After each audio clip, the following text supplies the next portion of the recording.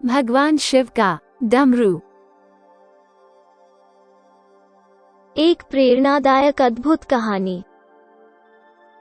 एक बार की बात है, किसानों से नाराज होकर देवताओं के राजा इंद्र ने ऐलान किया कि अब धरती पर 5 वर्षों तक वर्षा नहीं होगी।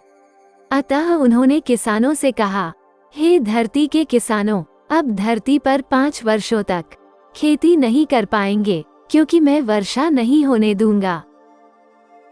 ये सुनकर सारे किसान बहुत ही दुखी हो गए और उन्होंने इंद्रदेव से हाथ जोड़कर प्रार्थना करने लगे, मगर इंद्रदेव नहीं माने। उन्होंने एक कहा, अगर भगवान शिव अपना डमरू बजा देंगे तो 5 वर्ष से पहले ही वर्षा हो जाएगी। किसानों को उपाय बताने के बाद इंद्रदेव ने भगवान शिव के पास भी एक सूचना भिजवाकर उन्हें आगाह कर दिया कि वे 5 वर्षों तक अपना डमरू ना बजाएं और किसान कितना भी प्रेय प्रार्थना करें, उनकी ना सुने। इस तरह से जब किसान भगवान शिव के पास पहुँचे और उनसे डमरू बजाने के लिए प्रार्थना करने लगे तो भगवान शिव ने कहा कि अब डमरू 5 वर्ष से पहले नहीं बजेगा। भगवान शिव के मुंह से इस तरह की बातों को सुनकर किसान बहुत ही उदास हो गए और उन्होंने एकजुट होकर 5 वर्षों तक खेती ना करने का निर्णय लिया।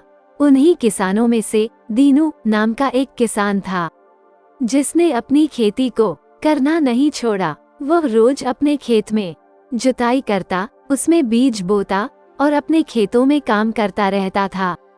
दीनू को खेत में काम करते हुए देख गांव के सारे किसान उसका मजाक उड़ाने लगे। कुछ महीनों बाद दीनू से गांव के लोगों ने उसके परिश्रम का कारण पूछा। जब तुमको पता है कि 5 वर्षों तक वर्षा नहीं होने वाली है, तो अपना समय और बल क्यों इस खेत में नष्ट कर रहे हो? तब दीनू ने बड़े ही शांत स्वर में कहा, मेरे भाइयों, मुझे भी पता है कि 5 वर्षों तक वर्षा नहीं होने वाली है, लेकिन मैं ये काम आपने रोज के अभ्यास के लिए कर रहा हूँ। अगर मैं 5 वर्षों तक खेत में काम नहीं करूँगा तो मैं खेती करना भूल जाऊंगा। मेरा शरीर थोड़े ही समय बाद थक जाने लगेगा, इसलिए मैं ये काम रोज करता हूँ, ताकि जब 5 वर्षों बाद वर्षा हो तब मुझे अपने काम करने में कोई कठिनाई का सामना न करना पड़े। दिनों की बात कैलाश पर्वत पर बैठी पार्वती माँ भी सुन रही थी। उसकी बातें सुनने के बाद उन्होंने भगवान शिव से कहा, अगर आप भी 5 वर्षों तक डमरू नहीं बजाएंगे तो हो सकता है आप भी डमरू बजाना भूल जाएं। माता पार्वती की ऐसी बातें सुनकर भगवान शिव को चिंता होने लगी। उन्होंने अपना डमरू उठाया और देखा कि वो बजा पा रहे हैं कि नहीं। जैसे ही भगवान शिव ने डमरू बजाना शुरू किया, वैसे ही बारिश होने लगी। दीनू जो अपने खेत में रोज काम कर रहा था, उसके खेत में खूब फसल उगाई। बाकी किसानों के पास पछताने के अलावा कुछ भी नहीं बचा था।